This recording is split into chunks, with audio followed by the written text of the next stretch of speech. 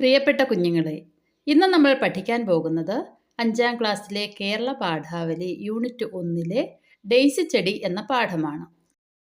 നമുക്ക് കിളിയും പൂവും തമ്മിലുള്ള സ്നേഹത്തിൻ്റെ കഥ വായിക്കാം. ഡെയ്സി ചെടി.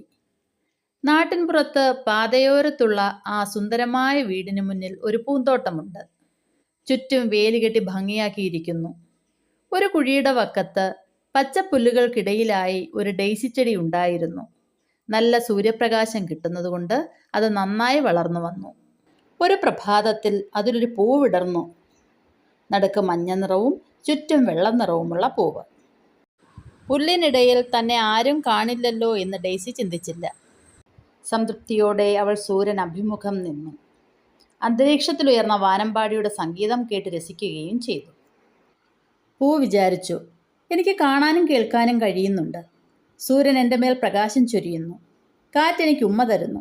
ഞാൻ എത്രമാത്രം അനുഗ്രഹീതയാണ്. തോട്ടത്തിൽ പല ചെടികളും അഹന്തയോടെ തലയുയർത്തി നിൽക്കുന്നുണ്ടായിരുന്നു. സുഗന്ധം കുറഞ്ഞവയ്ക്ക് ആർഭാടം കൂടുതലാണ്. നിറമുള്ളവയും വലിപ്പമുള്ളവയും തമ്മിൽ മത്സരിച്ച് ശ്രദ്ധിക്കപ്പെടാൻ തലയുയർത്തി നിൽക്കുന്നു. വേലിക്ക് സമീപമുള്ള ഡെയ്സിയെ ആരും ശ്രദ്ധിച്ചില്ല. ഒരു വാനമ്പാടി ശബ്ദിച്ചുകൊണ്ട് താഴെ ഇറങ്ങി. അത് പറന്നു വന്നത് ഡെയ്സിയുടെ അടുത്തുള്ള പുല്ലിലേക്കാണ്. വാനമ്പാടി ചുറ്റും പാടിക്കൊണ്ട് നൃത്തം ചെയ്തു. എന്നിട്ട് സ്വയം പറഞ്ഞു, എന്ത് മാർദ്ദവമുള്ള പുല്ല്!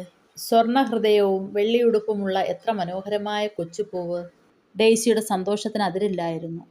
പക്ഷി പൂവിന് ഉമ്മ കൊടുത്തു, പാട്ടുപാടി. എന്നിട്ട് നീലാകാശത്തിലേക്ക് പറന്നുയർന്നു. പാതി നാണത്തോടും നിറഞ്ഞ സന്തോഷത്തോടും കൂടി അവൾ തോട്ടത്തിലെ മറ്റു പൂക്കളെ നോക്കി. മറ്റു പൂക്കളുടെ മുഖം കോപം കൊണ്ട് ചുവന്നു. ചിലർ അസൂയ കൊണ്ട് മുഖം തിരിച്ചു. ഒരു കൊച്ചു പൂവായതിലും പുല്ലുകൾക്കിടയിൽ വളരാൻ കഴിഞ്ഞതിലും ഡെയ്സിക്ക് സന്തോഷം തോന്നി. സൂര്യൻ അസ്തമിച്ചപ്പോൾ അവൾ ഇതളുകൾ മടക്കി ഉറക്കമായി. രാത്രി മുഴുവനും അവൾ സൂര്യനെയും വാനമ്പാടിയെയും സ്വപ്നം കണ്ടു. പിറ്റേന്ന് പ്രഭാതത്തിൽ വാനമ്പാടിയുടെ ശബ്ദം വീണ്ടും കേട്ടു. പക്ഷേ അതിൻ്റെ പാട്ട് തികച്ചും ദുഃഖപൂർണമായിരുന്നു. അതിന് കാരണവുമുണ്ടായിരുന്നു. ആ വാനമ്പാടിയെ ഒരാൾ പിടിച്ചു കൂട്ടിലാക്കി. സ്വതന്ത്രവും ആഹ്ലാദകരവുമായ സഞ്ചാരത്തെക്കുറിച്ചും പച്ചവയലിലെ ധാന്യമണികളെക്കുറിച്ചും ഓർത്ത് പക്ഷി വിലപിച്ചു. ആകാശത്തിൽ ഉയർന്നു പറക്കാൻ കഴിയാതെ ആ പാവം ഇടുങ്ങിയ കൂട്ടിൽ തടവുകാരനായി. ഡെയ്സി ചെടി പരിസരത്തിൻ്റെ സൗന്ദര്യമൊക്കെ മറന്നു. സൂര്യൻ്റെ ഇളം ചൂടും തൻ്റെ ഇതളുകളുടെ ഭംഗിയും മറന്നു. തടവിലാക്കപ്പെട്ട പക്ഷിയെക്കുറിച്ച് മാത്രമായി ചിന്ത. തനിക്കതിനെ രക്ഷപ്പെടുത്താൻ കഴിവില്ലല്ലോ എന്നും അവൾക്ക് തോന്നി.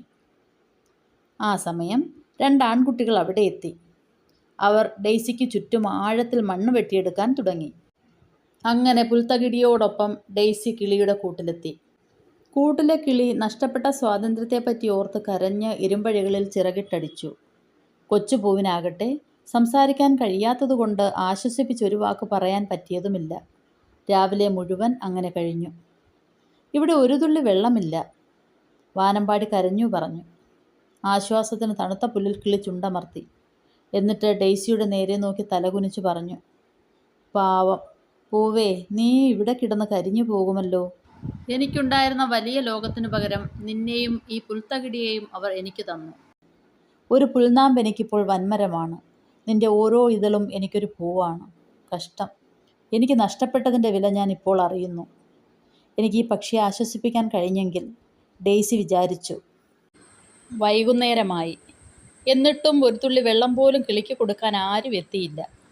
ചിറകുകൾ വിടർത്തി അത് ഭ്രാന്തമായി പിടഞ്ഞു. അതിൻ്റെ പാട്ട് വിലാപമായി മാറി. തല പൂവിന് നേരെ ചാഞ്ഞു. ദാഹം കൊണ്ടും മോഹം കൊണ്ടും അതിൻ്റെ ഹൃദയം പൊട്ടിയിരുന്നു. ഡെയ്സിക്ക് തലേന്നത്തെ രാത്രി പോലെ ഇതളുകൾ മടക്കി ഉറങ്ങാൻ പറ്റിയില്ല. 2 കുട്ടികളും പിറ്റേന്ന് പ്രഭാതത്തിലാണ് എത്തിയത്. മരിച്ചു കിടക്കുന്ന കിളിയെ നോക്കി അവർ വിലപിച്ചു. ഒരു ശവക്കുഴി ഉണ്ടാക്കി അത് പൂക്കൾ കൊണ്ട് അലങ്കരിച്ചു. ഒരു ചുവന്ന പെട്ടിയിൽ പക്ഷിയുടെ ശരീരം വച്ച് ശവസംസ്കാരം നടത്തി. പുൽത്തട്ട് ഡെയ്സി ചെടിയോടൊപ്പം അവർ നിരത്തിലേക്ക് വലിച്ചെറിഞ്ഞു. പക്ഷിയെ സ്നേഹിക്കുകയും സാന്ത്വനപ്പെടുത്താൻ ശ്രമിക്കുകയും ചെയ്ത പാവം പൂവിനെക്കുറിച്ച് ആരും ഓർത്തില്ല. ആൻഡേഴ്സൺ കഥകൾ, വിവർത്തനം എ. വിജയൻ. പദങ്ങളുടെ അർത്ഥം നോക്കാം. അനുഗ്രഹീത, അനുഗ്രഹം ലഭിച്ചവൾ. അഭിമുഖം, മുഖത്തിന് നേരെ. വാനമ്പാടി, മധുരമായി പാടുന്ന ഒരു പക്ഷി. സാന്ത്വനം, ആശ്വസിപ്പിക്കൽ. പാതയോരം, വഴിയരിക്. മാർദ്ദവം, മൃദുലത. വിലാപം, കരച്ചിൽ. അഹന്ത, അഹങ്കാരം. ആർഭാടം, ആഡംബരം. വിപരീതം. സുന്ദരം, വിരൂപം. ഭംഗി, അഭംഗി. പ്രഭാതം, പ്രദോഷം. സംതൃപ്തി, അസംതൃപ്തി. സുഗന്ധം, ദുർഗന്ധം. അസ്തമിക്കുക, ഉദിക്കുക. മറന്നു, ഓർത്തു. സ്വാതന്ത്ര്യം, പാരതന്ത്ര്യം. ആർഭാടം, അനാർഭാടം. പര്യായപദം. പൂന്തോട്ടം, പൂങ്കാവനം, ഉദ്യാനം, ആരാമം. പ്രഭാതം, ഉഷസ്, പുലരി, കാല്യം.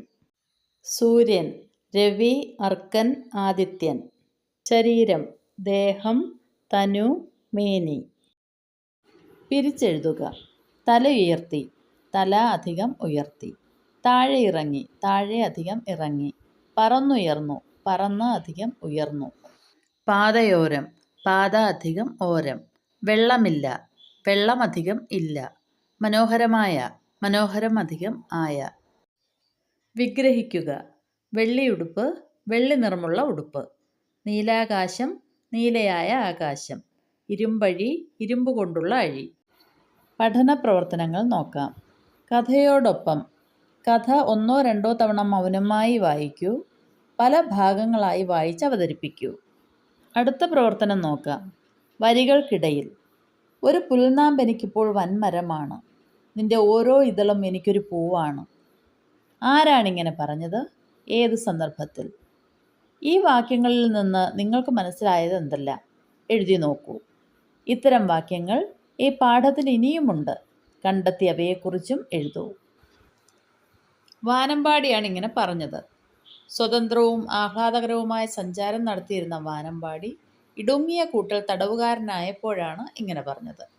വിശാലമായ ആകാശത്ത് സ്വതന്ത്രമായി സഞ്ചരിക്കുകയും വൻമരങ്ങളിൽ ചിറകുതുക്കി വിശ്രമിക്കുകയും പ്രകൃതിയിലെ ഓരോന്നിനോടും സ്നേഹം പങ്കിടുകയും ചെയ്ത വാനമ്പാടിയുടെ ലോകം കൂട്ടിനുള്ളിലേക്ക് ഒതുങ്ങി. അതിൻ്റെ ആകാശവും മരങ്ങളും പൂവുമെല്ലാം കൂടും പുൽച്ചെടിയും പൂവും മാത്രമായി.